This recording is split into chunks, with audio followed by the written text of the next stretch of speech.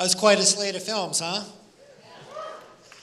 I'd like to welcome our filmmakers to come on stage if they want to bring one or two of their cast or crew. We're going to have a little Q&A and dig into a little bit about the production and what went into the films that you just saw.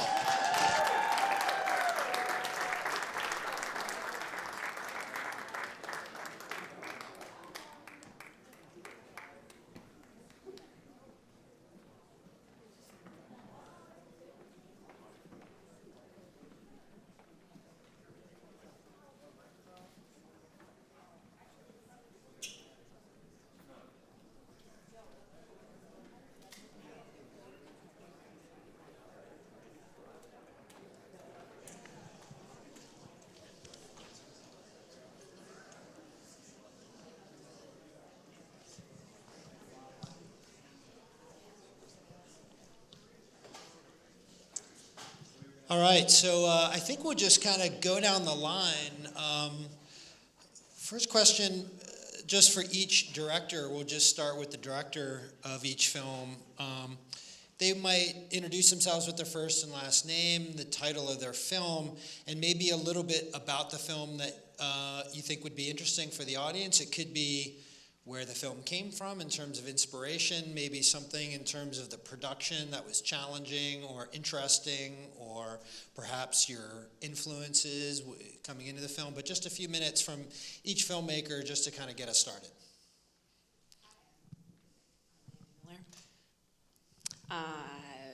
Directed A Man Named Quinn and Twinkle Twinkle.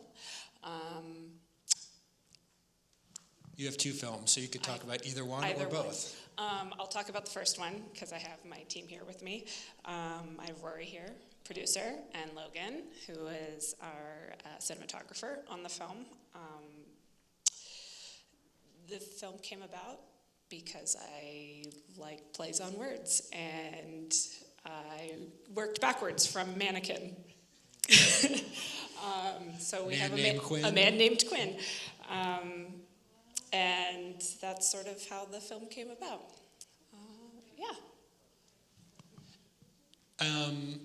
And do you want to talk a little bit about the production? Like how much shooting did you do? How many days? How long was the edit? Maybe a little bit of that? We shot 4 days, roughly 4 days, probably 4 hours or so for each day. Some of the challenges were weather, and we were filming mostly outside, and so lighting differences was sort of the biggest challenge when it came to that. Thankfully, we didn't really deal with rain, just sun versus overcast. Shout out to Ari, star, lovely star of the film. Do you have anything to say, Rory? I'll pass it on. Am I allowed? Sure. All right. I would say that the production overall went smoothly. Mandy is a powerhouse of a director. I would say some of our largest challenges were, again, just scheduling things. If you think you are well scheduled, you're not. You're not well scheduled. Do it again. And I would say, it was a great collaborative effort, and it was definitely a fantastic learning experience. Great, Absolutely. Thank you. Yep. Zane, quit tripping. Yeah, my name is Zane Bennett, and I directed the last film there, Quit Trippin'. I have Matthew right here on the stage. He was my first AD and helped with anything I needed. Yeah, it was a great production, and we had a ton of fun filming it. It took about 3 months to film within 5 days. We had a lot of scheduling issues, but we got it done, and I think it turned out pretty good, and it was fun. No hallucinogenics were ingested during the production of that film? No, those were just dried mushrooms you got from Safeway. So. All right, good. Just want to make that clear. Yeah, and we also did strap the camera to the front of the car with a really sketchy mount, and we were driving about 35 miles an hour. All right, don't need to hear that. All right, thank you. Emma. She's got a mic. Hi. Hi. Me? Matthew's also a director. Sorry, I skipped over Matthew. Hi, Brian. Sorry, Matthew. My name is Matthew, and I directed Hyperacusis, which was the boy with sensitivity to sound. Can you talk a little bit about the production in that, maybe where it came from? Yeah, last year I was working as a behavior technician, and that's something that a lot of people deal with is hypersensitivity to sound, and kind of acclimating and adapting to adverse situations like going to a grocery store independently was something that I helped kids with. So that's kind of where that story comes from. And Has anyone seen the film, talked to you about it, who has that condition? no, I haven't really sent it out beyond our media classes, and this right now is kind of the public premiere of that, I guess. Cool. Yeah, it'd be interesting to hear some, people's feedback on that. Emma. Hi, my name's Emma. I directed Text Me.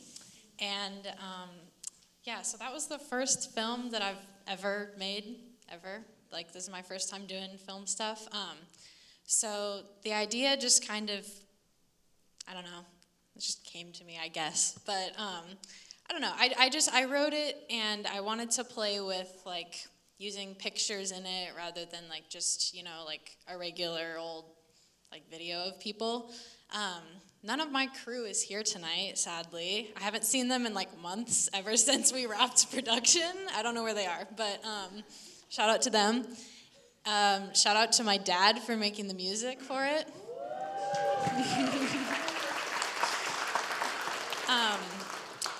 And I'd say like for production, I think we did like 2.5 days. One of them we just recorded like the voiceover. The other 2 were actual shoot days. And they went really smoothly. Like, our crew worked great together. Our actors were great. Scheduling was always an issue. It's always an issue with this stuff. So that was probably the biggest issue. But yeah. Great. Thank you.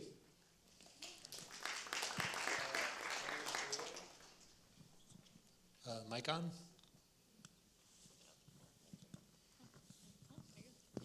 I'm Jaden. I directed the film Echo. Originally, I made it for a film festival called Campus Movie Fest, where you have 1 week to make a film, and it has to be under 5 minutes. So we were on a really tight schedule. I think we shot over 4 days, and after the shoot, I would go home and edit and color grade everything. So it's a really quick turnaround time, but I'm really proud of how it turned out. Great. How much post work did you do on the audio versus actual production sound? Was there? There's quite a bit. Audio was something that I never really messed with when creating films, and so this was definitely something that I wanted to focus on, especially for this film. And when the main character is an audio engineer, so yeah, it was a lot of tinkering and a lot of stuff that I wasn't entirely used to, but I'm happy with how it turned out. Cool. Great. Yeah, it turned out great. All right, Brian. Hello, everyone. I'm Brian Fructuoso Zurita. I directed Nieve de Garrafa in Roseland with Don Rutilo in Roseland. Yeah. Production. Yeah, tell us a little bit about how did you find him specifically for this? Is he someone that you knew? This community, the Roseland community, it's a nice community. It's a party. It's very colorful. And, me and my family often, for many, many years, we would stop and visit him and get ice cream. And he has such a great personality that I thought of him when I was asked to do this assignment, to document his life and share his story. And he was very grateful. And he couldn't be here tonight, but he does thank and send his love to those that was able to listen to his story. That would have been cool to have him here for the screening. That would have been pretty awesome. Yeah. All right, Sam. Hi, I'm Samuel J. Gleason, and I was the director for the documentary about SRJC Theater Arts' journey through COVID. Yeah, I was going to say, is it on? No, it's on. Oh, okay, cool. Yeah, so the inspiration... It's, No? You're speaking loud. There we go. I can project, yes. The inspiration for it was a lot of my own lived experiences, because I've taken part in both SRJC's digital filmmaking and theater arts programs, and so my relationship with the JC was a little on and off at first. My first semester was the fall of 2017, where just as they started construction, and then I became full-time in fall of 2019, and then in the spring of 2020, I was in the Cripple of Inishmin, which was the first show in their newly renovated studio theater. And that's when the lockdown happened, and I took part in one of the Zoom shows. And then when they were able to open back up, when enough people were vaccinated and all that, I got to play Sammy in Wedding Singer. So that was sort of the arc of the documentary, and those experiences were what inspired me to make this. Yep. Logan, anything to add on the production end of that? Just like some struggles that we went through. Well, our first cut was like 12 minutes long. So I think our hardest part was probably just sifting through the sheer amount of stuff that we had to go through. A lot of great information, but just stuff that, you know, maybe people in the theater department will really appreciate, but not quite just the general audience worth of people. You know, so it was, the hardest part was just finding what parts to cut out, because it's just a lot of really cool information. A lot of stuff like at the beginning, especially when they had no theater building, was really cool, but doesn't really add to the story. Yeah, gotcha. There's a lot of material that you guys had to acquire because it's something in the past. It's not something that you were actively producing, so I'm sure that took a lot of time. Yeah. Okay, great. Thank you. Ben, you're up next. Hello, my name is Ben Lorenz. I directed Itch Sanity. So this was a, okay. So I actually did not write this story. My friend Ty did up there. But we had like a weekly competition where we just all wrote stories, and I read his, and I really liked it, and I could envision it as a film. So I had a school project coming up, so I decided to may as well use this script for the story. I got my whole team on the job, and we put it together, did it about 4 days of shooting. Most days were about 5 or 6 hours. We were really lucky to get a dentist who's willing to let us shoot in his studio, and hopefully he gains business rather than loses business from this. So, yeah. You didn't drill anyone's teeth out. Where did those teeth come from? No teeth were drilled out. Those are Amazon teeth, $5 on Amazon. All right, good to see you again. Next filmmaker up. I'm Dylan Campbell. I directed the film called Concerto, which is the one about a boy who is a music student and wants to win a piano competition in order to get money to pay off the bill for a sick relative. Great. Can you talk a little bit about the production on that? Did you guys make it for a class? Did you make it on your own? How long did you shoot for, and that sort of thing? Yeah, it was for a production unit in our high school class. We were asked to come up with a bunch of pre-production writing.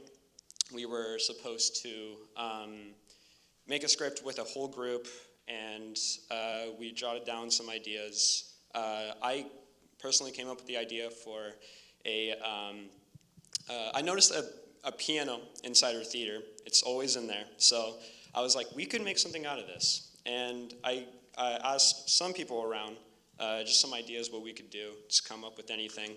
And I thought the storyline with a sick relative and having to pay for it was a pretty cool idea. I gathered my production team up, which these two gentlemen here are the main act. Good job. And it went pretty well. Yeah, I think that's it. Yeah, cool. Thank you. Awesome. Who's next down there? Andrew. Expectations.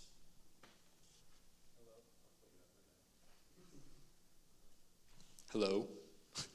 My name is Andrew Cornelia. I directed Expectations.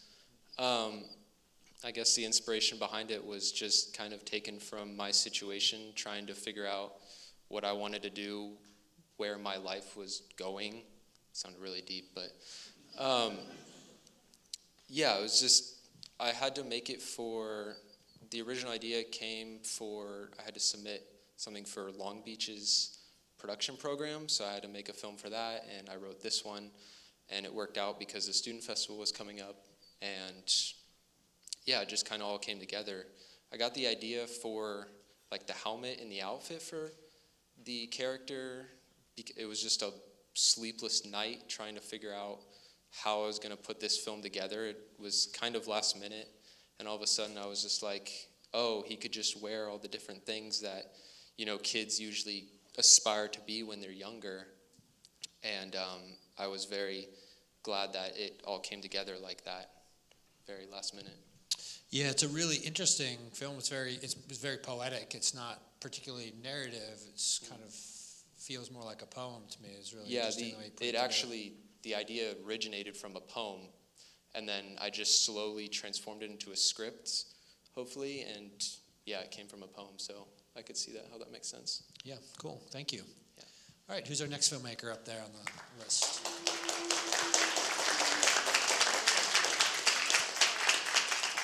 Hi, my name is Frank Alonso. I'm the director and the editor on Los Buenos Siempre Pierden. We got the inspiration for the video more so from one of our friends, Julian Solorio. He really wanted to do a photography shoot on the beach with the TV, and so that's kind of where that idea stemmed from.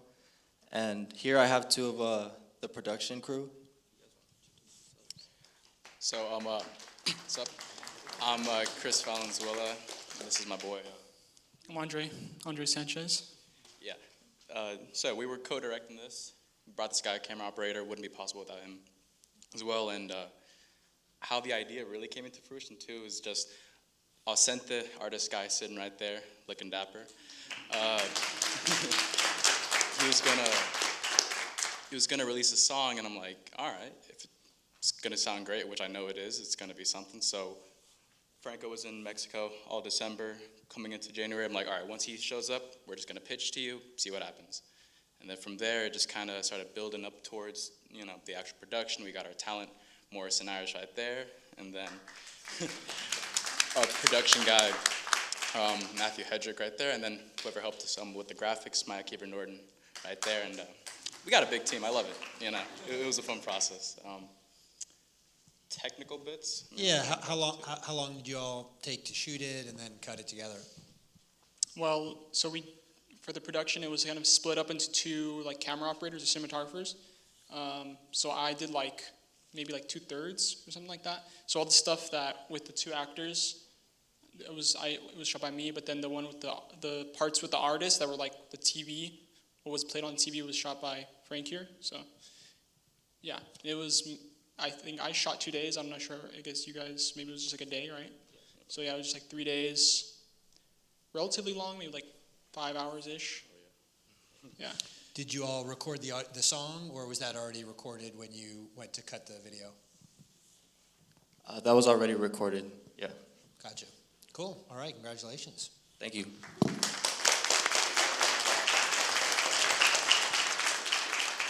Hi, my name is James Brady. I directed nothing.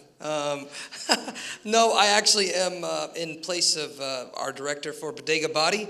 That was our film. I worked together here with Tony, who is our director of photography, and Nicole, our producer. But Jonathan, he couldn't be here, so he asked us to kind of take his place. Our film, I kind of talked to him right before I came here.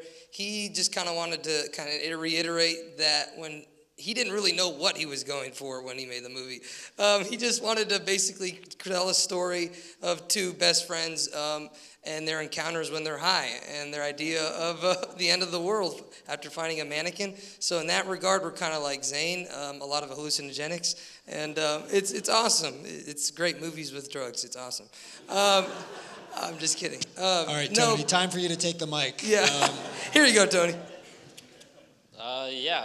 We shot it over about 4 or 5 weeks, one day of shooting a week. Lots of early mornings in Bodega. I think there's a few shots in there. I'd get there super early and get the sunrise and just get some cool stuff. So it was fun. It was such a fun shoot. The actors were great. Jonathan was great as director. He got great performances out of them. I think we were super lucky with our actors. I think our actors are pretty phenomenal. I've worked with Bella actually on a different film, and she's fantastic. And yeah, it was a super fun shoot. We had this 14 millimeter fisheye lens, and we called it the hash cam, and that's sort of what you guys are seeing before, but that stuff was super fun. Yeah, it was a pretty low, like there wasn't too much that went bad, except for, yeah, some scheduling stuff and people being late and just like kind of general stuff. But overall, I think it went super smooth, and I think, yeah, we had a pretty nice production. Yeah, it looks beautiful. Nice job photographing it. Yeah. Colin. Hi, I'm Colin Miller. I did Lipstick. This was a film I made for submission to Long Beach. It was inspired mostly from the music I listened to, also from experiences of learning to let go of stuff. But some challenges were the scene in color. I reshot that like 3 different times. The first time was just me against a blank wall smiling. It was kind of boring, so I decided to reshoot it. And then I had to figure out why the lipstick was there. It was a gift. But yeah, it took about 3 days. Most of the sound isn't even, it's all added because my mom was on a conference call in the other room. So I had to add in most of the sounds, but yeah, I think it turned out pretty good. It's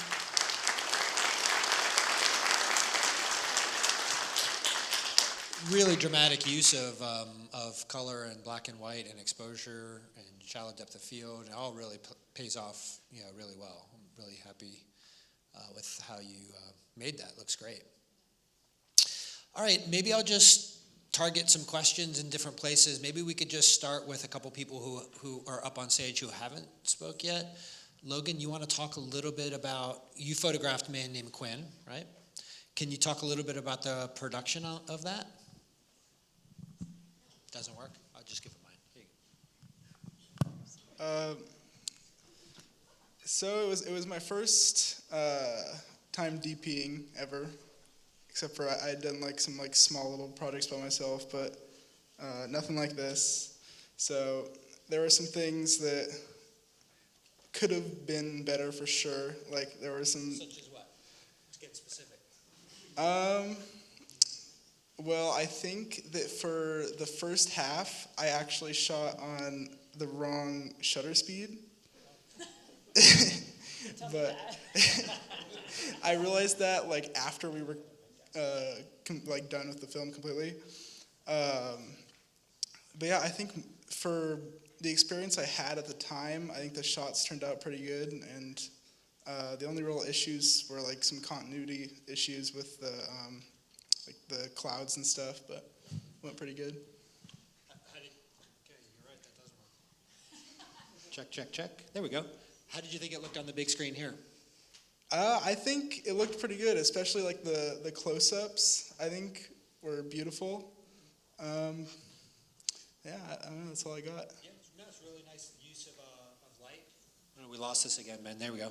Really nice use of backlighting. I thought was really good. Oh yeah, that's right. And you came through there at some point in our production, and you had given me the kind of a pointer to use that backlighting right there. So I definitely took that and ran with it. Yeah, it plays really well in there.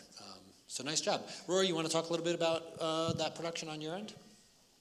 You know what? I talked a little bit about scheduling already. I could talk a whole lot more. I do love a good spreadsheet. I would say I definitely learned the most about keeping everyone going, like from a backseat point of view, because they're all doing their own sort of very particular, very special work that cannot be replaced, but it also needs to happen in a timely manner, on time before the sun goes down. So, I learned a whole lot about that and maintaining the group energy and stuff like that. And I think it was all super valuable. And it was something that I really hope I get to do again at some point in the future. I did it recently with Zane, and, So it didn't suck the soul out of you. It encouraged you to maybe do it again. I was pretty mean in high school theater, so, works out. Cool. Mandy, you didn't talk about your music video at all. Can you talk about that, where that came from? It's so fun and creative, and the wardrobe changes are so great. Yes. It's got a great, fun tone to it. It really Yeah. Where did that come from? So my friend Andy wrote the song, and I had approached him, sort of knowing I needed to do a project, and I was interested in doing a music video. And so he said, yeah, I got something, and just a little demo he'd done, something really sort of simple, and he'd sent it to me, so I sort of could listen to it ahead of time. And we kind of didn't have a huge game plan, and the backgrounds in that are his living room walls. So he's got this beautiful, colored rainbow wall and the checkerboard, black and white. And I'd sort of had some ideas, and he's like, what if we just film in front of the wall? And I went, yes. And so he was like, Katie and I, we went shopping, and we got costumes. And I went, yes. And we just had a lot of fun with it. So we just sort of did black and white on black and white on color, switched up. It was like all day filming, but we just switched costumes. And Was that music that they had already had, or did they create that for you, or where did that come from? I think he'd done that just sort of on his own. He likes to mess around and play, record some music, and so we had that, and we, played that over and over and over and over again so that they could mimic playing. So it was pre-recorded, and you just played it back on set? Yeah. Gotcha. So what's in the film is the actual demo that he sent me. He had, I think, a different version that we used, that we played each time that we filmed, so that they were playing in time pretty much most of the way through. It's actually, the piece is actually a bit longer, so the film's about 2 minutes. I chopped a little bit off in the middle, just for everybody's patience. The song's about 3.5 minutes, but Gotcha. Okay, cool. yeah, it was a lot of fun to film, and it turned came out pretty fun. Really fun. Yeah. Yeah. Yep. Hopping over to Zane. Zane, is there anyone from your crew up on stage that we haven't talked to? Ethan, were you on? Which film were you with? Hypertusis. Okay. No. No. Okay. From your crew? No. I mean, Mandy was my sound supervisor. Yeah, Matthew, my Matthew first shot AD. it. Yeah, so you're kind of. I got Logan and my boom operator. Ari's the boom operator over there. So let's just stick with you. Talk a little bit about. There's a lot of creative use of editing. Yeah. The jump cuts are great. I thought the reaction of the audience was wonderful at the end. I don't know if you're with that, but when it cuts back to him in the laundromat, everyone was like, "Oh, it's a really nice moment in your story." Yeah. Did that play out the way you were hoping? How did that come about? It did. And when I was writing it, I was like, this is going to be the cliche dream sequence that every filmmaker writes in their first couple short films. And I was like, screw it, whatever. It has meaning. I can say that. So, it turned out really good. It didn't come across that way, Yeah. I know what you're saying, though. It's easy for that to. Yeah, that's what I was thinking. I was like, I hope nobody thinks that. But, I think it turned out pretty good. It's really strong visually. You do a lot of creative, interesting. We talked about this in class, so I already know the answer. But maybe some of the people in the audience would. Could you talk about how you got some of the interesting effects that you used in there? Yeah, I did a lot of match cuts, and I knew I was going to do that when I was going into filming. So we just planned I planned in the script. I knew where I was gonna cut and how the edits were gonna work. And so the transitions and everything, and so we just shot it like that. And so from scene to scene, there was kind of every seamless transition. So you kind of heard him talking with J cut and there were L cuts. There's all the match cuts right on his face too. Yeah, plays great. And then some of the sort of trippy shots towards the end. How did you get those effects? Was that After Effects or something else? In the car? No, during the party, sort of. Oh yeah. So we put Vaseline on a filter and then put it over the lens. And then just kind of shot real up close. And a couple of the shots we didn't get to put the filter on, so then I just threw it in the Premiere, and I just messed around editing. Yeah, nice. Plays out really, really well. Great use of color, too. Thank you. Yeah, congratulations. Matthew, Hypercussus. What else can we talk about with that film? One thing that jumps out at me was sort of how it changed between your script and your actual production. You want to talk about that, or anything else that you think is interesting? Yeah, no, I think that's a good place to start, because this was for my project last semester in Brian's Media 20 class. It began with a 2-page script. It ended up being 3 pages, or maybe the other way around. I also want to introduce Ethan, my producer right here, because I totally forgot to do that, but he was very helpful.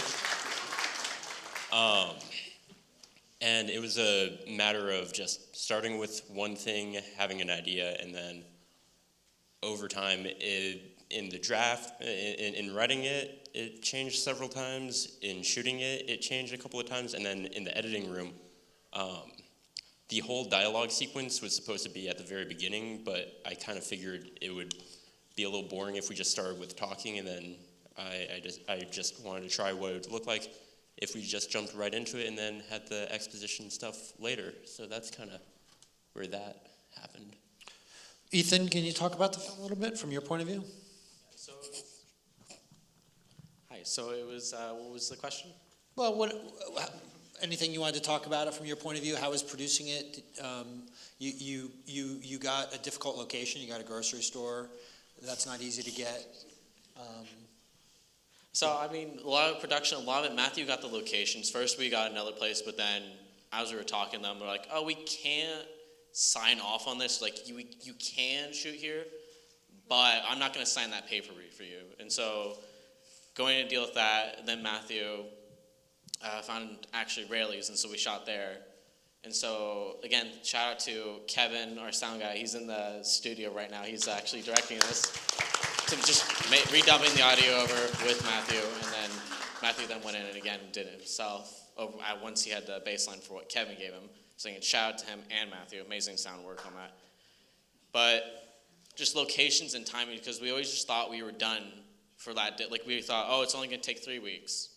Okay, it's fine. We can do another week, 4 weeks of just shooting on the weekends. And so it was just trying to figure out timing of how to get it done, because we always just needed a little bit more extra shooting.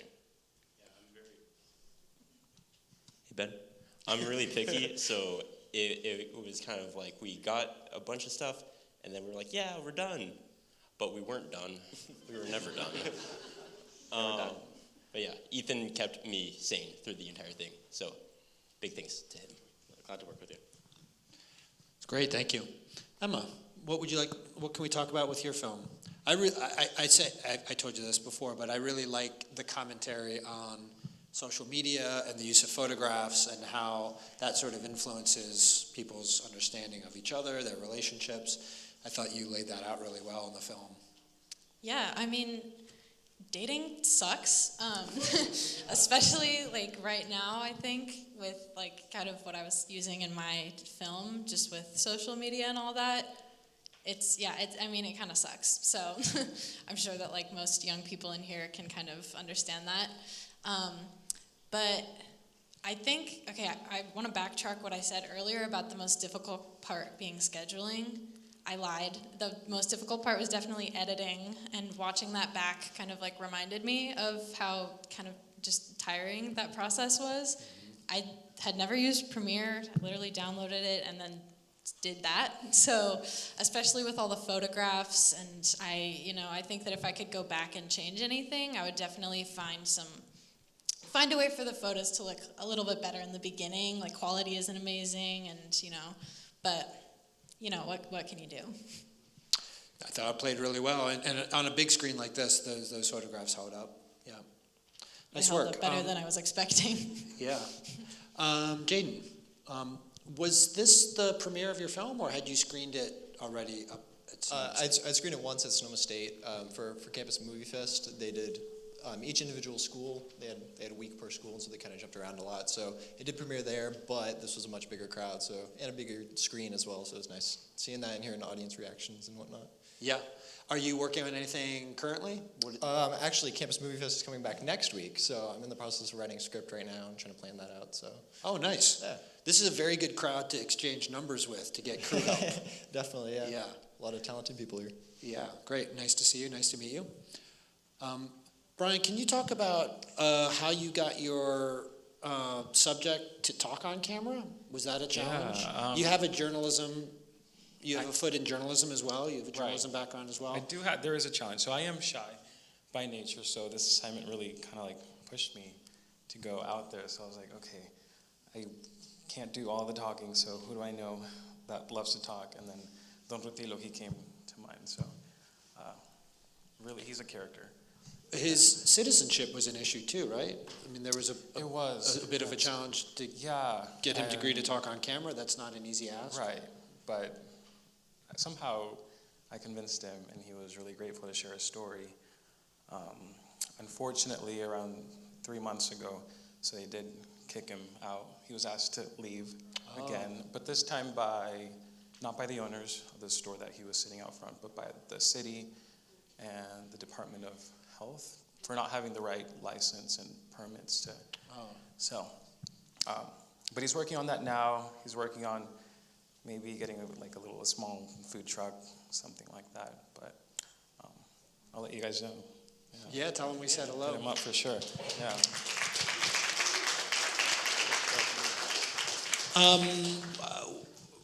We have maybe just 5 minutes left, so I'm going to kind of try to move things along. If people have a question, if there's any of our committee volunteers who are in the house, they might run mics for us. If someone's got a question, we can pass the mic over to them. In the meantime, I'm going to keep asking questions, but if anyone has a question, just raise your hand. We'll get a mic to you.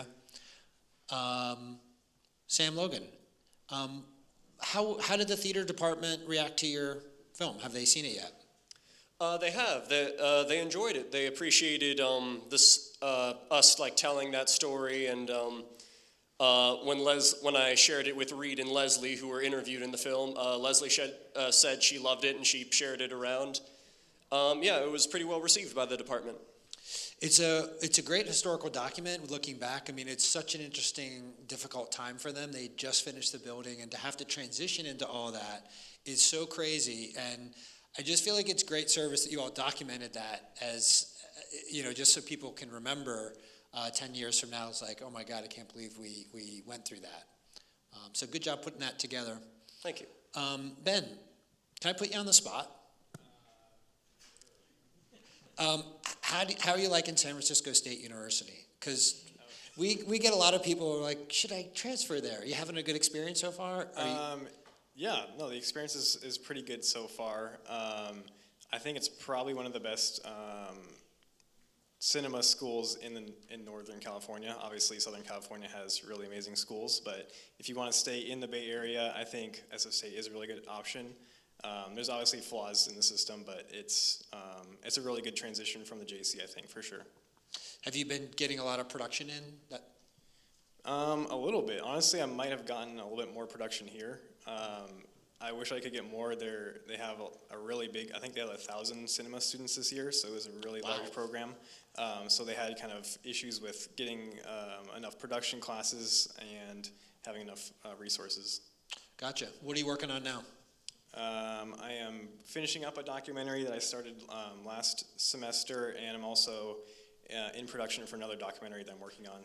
But I'm hoping to get started on some fiction work soon. So. Cool. What are the docs on?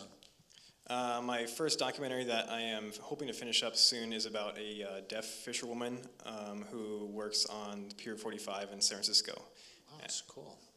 Awesome. That sounds great. All right, next group of filmmakers. Some of you I haven't heard from yet. You want to jump in on your film? One thing that jumped out at me that I was wondering about was, did you record any of your audio on set? You have a lot of music. Are your actors also musicians, or did you guys cheat that? No, he actually played everything. Yeah. He very talented that we were able to find him. He's actually the only one in the film that's not in our film class. So we found him in our band room, and yeah, he did. I am a band kid too, but audio-wise, we put most of our Zooms were actually kind of faulty at the time. They work now, but to sacrifice that, we actually used our phones and just recorded a black screen video just inside the piano, because other Zooms would actually just spike the audio. It would just distort the audio and it was just super bad. So, but yeah, we would just record with our phones, just the audio inside the piano, and yeah, everything was played by him. So, yeah, good on you. Nice way to pivot when your technology breaks down to get the shot. Yeah, great job. Any questions from the audience while we're kind of moving down the line? We have a couple questions. You want to maybe just hand the mic down? Yeah. I'll take the mic. Oh, yeah. Oh, this on? All right, dope. I got a question for Zane Bennett, the director of Quit Trippin'. Amazing film, by the way. I just saw that you acted in a film as well as directed one, and I was just wondering, like, how do you balance that workload? And when did you realize like you had a knack for like being like somewhat of a two-way superstar in this like this realm of film? You know. Not to mention the baseball, the Yeah, academics. and the He does it all. athletics. Like, how do you do that, man? Like.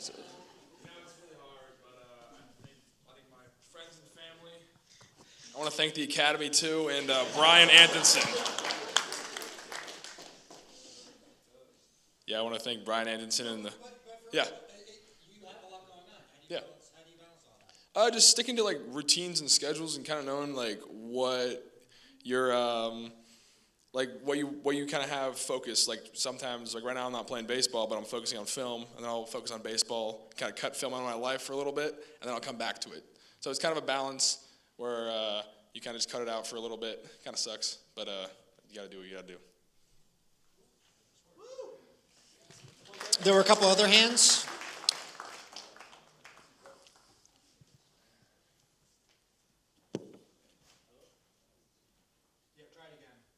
Hello. Hi, my name is Morris. This is actually a question for the director, Frank Alonso. I saw that it says FSG, like towards the bottom of, like when you were filming. What is FSG? What is that?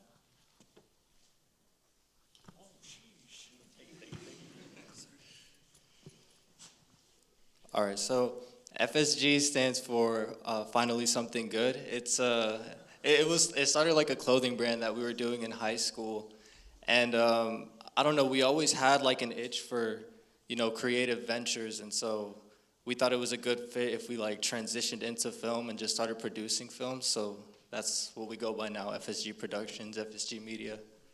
Yeah.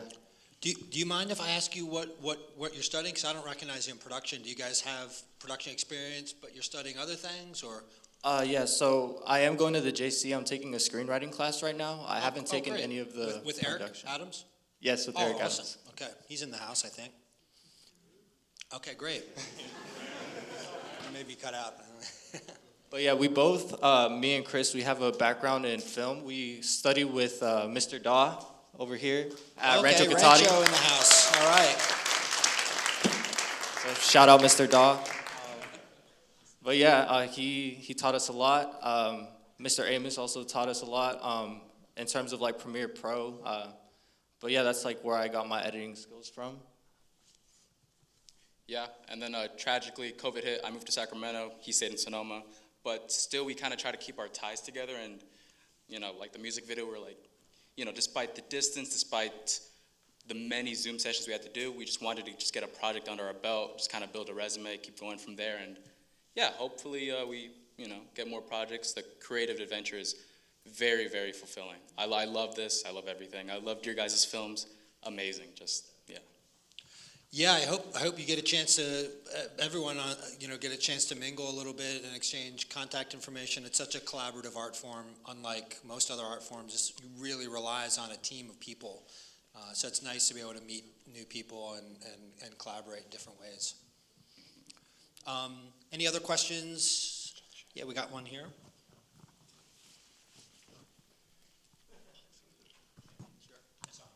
Thank you. So I have a question for Matthew and Ethan. I was just wondering, for your film, how did you guys go about crafting the audio and visual experience that people who suffer from those type of medical conditions have to deal with? Yeah, so I think it all started really with researching and trying to figure out the best way to portray that story. And in the writing process, the very first draft, we weren't even going to show the visuals. It was really just going to be a black screen with a lot of noise that was written down, but that didn't seem super interesting to me, or at least to the audience, because looking at a black screen isn't very fun. So to do that, we added visuals afterwards, but the first thing that I did was I opened Adobe, what's it called? Audition, which is kind of the digital audio workspace from the Adobe suite. And then I just took note of as many sounds that I could from the grocery store. We recorded some, we used some stock assets in others, but then essentially it just came down to making the whole soundscape first, and then adding the visuals, which we had already recorded, and just marrying those together. And Ethan, do you have anything? You nailed it perfectly. Cool. And then a 5-hour editing session at 12 in the morning, so, which Brian wasn't supposed to know about. Right before it's due. Any other questions for our filmmakers? I'm going to ask Mike Trainer to come down in just a minute. He's going to talk about the films that are going to move forward. A quick question for Andrew. We've seen Caden on the screen a handful of times. How many films have you made with Caden so far? Hello. Oh, I probably couldn't give you an answer. Probably every one.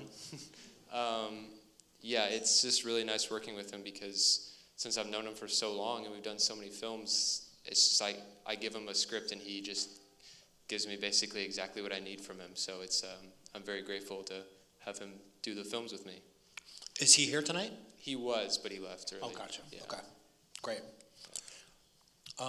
Any other questions before we start to wrap up? Yeah, can you speak loud? Yeah. This is kind of a general question. I was just wondering, is there anywhere we can go to watch like a majority of these films that we've seen tonight? For sure. Or if anyone wants to plug their, you know. Yeah, we can shout out plugs and different hashtags and places where you're posting it, but I can tell you where the list of these films will be. If you go onto YouTube, we have a channel that we post all of our media. I will post tonight's event, including this Q&A, as well as the opening, maybe, if we had audio. I'm not sure if that got recorded. There was some kind of technical issue, but definitely the films will be listed there. So if you just go to YouTube and look up SRJC digital film, you'll find a list with all of that on there. Yeah. Okay, I'm going to pass the mic to Mike Traina. He's going to talk a little bit about the Film Fest Petaluma, the lineup, and he's going to introduce the films that will be moving forward into that festival. Mike Traina.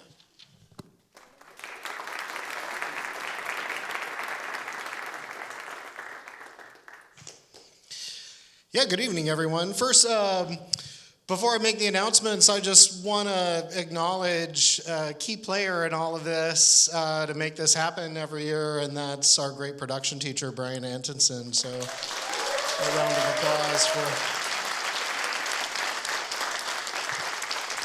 for Brian. And yeah, we're super excited with the Film Fest Petaluma lineup this year. As Brian said, that's going to happen on Saturday, May the 6th, and when you're leaving tonight, you can already pick up a program, and tickets are already on sale online, so yeah, I hope you come join us there. We're always super excited to invite, as Brian said, several films from the program to screen. Our team is always looking for films that are kind of playing with film language or doing something interesting in terms of storytelling and originality and so forth. And it was a really hard choice this year because there were just so many strong films on the show. And we will offer passes to the festival to all of the filmmakers that are in tonight's show. So we hope That's great. That's great. That they join us and come meet many of our guests that are going to be here traveling from out of town and sometimes even overseas. So this year's films that the festival is inviting: Quit Trippin', Zane Bennett.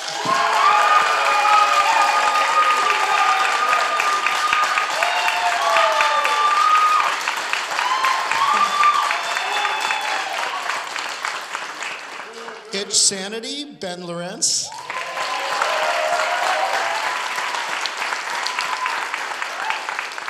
Twinkle Twinkle, Mandy Miller.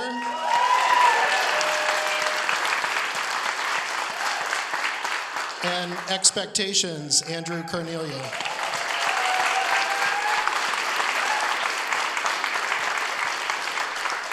So a big congratulations to everyone here. I hope all of you join us and come up and say hi to me at the Mystic on May the 6th. And thank you all for coming tonight. Yeah.